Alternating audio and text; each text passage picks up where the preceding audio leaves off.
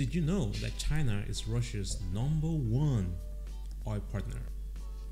China needs Russia and vice versa. Can you imagine seeing yourself in a world where China is king? Interesting.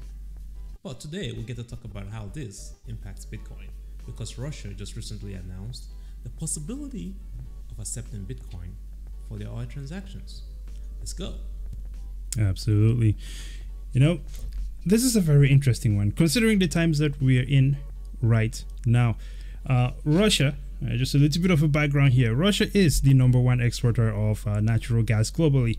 As Double already mentioned there, in February 22nd, we know that Russia made Bitcoin and other cryptocurrencies the equivalent of foreign currencies. Now, Russia, given the current situation that they're in with the invasion, the sanctions after the situation in Ukraine, Russia definitely needs a strategy around sanctions. But you really have to ask yourself, is it a strategy around sanctions, or are these guys changing the face of finance as we know it, right? So we know that the chairman of Russia's Duma community, Pavel Zavalny, right? Zavalny is the name, right?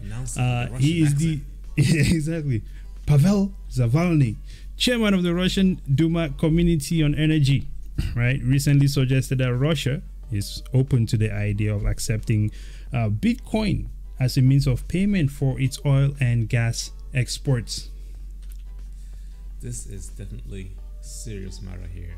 Right. We all know about the situation going on in Ukraine, and with this latest news about Russia's approach to avoiding these sanctions, they are saying that European countries, which are the non-Russia friendly countries, have to pay for their oil in rubles. And we all know what happened to the rubles recently. They have crashed. The value of the currency has crashed. So if you have to pay for oil with rubles, we all know what's going to happen with that currency. It's going to bring it back up. But countries like Turkey and China, they've been offered the flexibility to use either their currency or digital currencies as well. How big is the demand for Russian oil? We're over here talking about, okay, what's the impact? What's Russia and China doing? First of all, let's talk about Europe, right? Europe and the demand for oil is major. As you can see here in this chart from Statista, it shows how big a demand countries like Finland, Germany, Bulgaria, France is even all the way at 24%, which we can see why Europe has that problem. But that's not the end of it. I mentioned earlier at the beginning of this that China is the #1 partner, 23.7. 32.8% of their oil comes from Russia. This is why China and Russia need each other. And guess what? This is all done in the US dollar. Absolutely. So how big of an impact is that going to have to the US dollar? Which then goes to the next question. Is this the end of the petrodollar? If all those nations are now forced to use a different currency outside of the US dollar? Absolutely.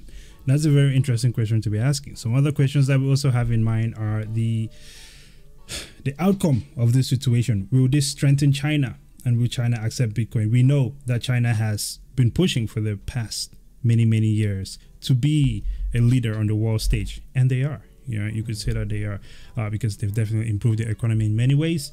And I know, even though we look at sanctions as something that is supposed to impede or stop a country from progressing, it would also seem that China and Russia also have a plan in mind to free themselves of the US dollar, which is currently the reserve currency, right? And what you do all your international trading. So does this mean that China has the intentions, or maybe possibly planning to accept Bitcoin at some point, right? Or will it just be a transfer thing?